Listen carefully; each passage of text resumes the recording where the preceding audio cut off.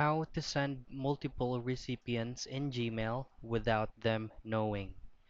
Now let's head to it. Pull up your web browser, go to gmail.com, log into your account. If you don't have an account, create one.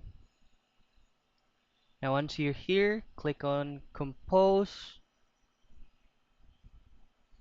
Now here, um, before you type in on the recipients that you want to send an email, you have to type this in first. So undisclosed space recipients, close parenthesis, type in your email address and then close parenthesis again. So let's go ahead and try it. Let's key in our email address here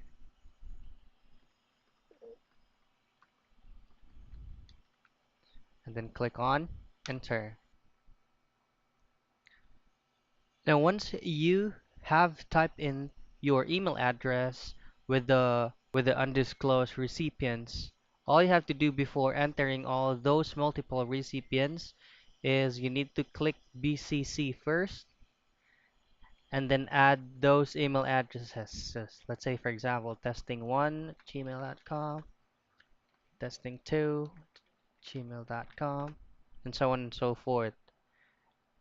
Add a subject and then add the message content that you would like to send to those people and then hit send.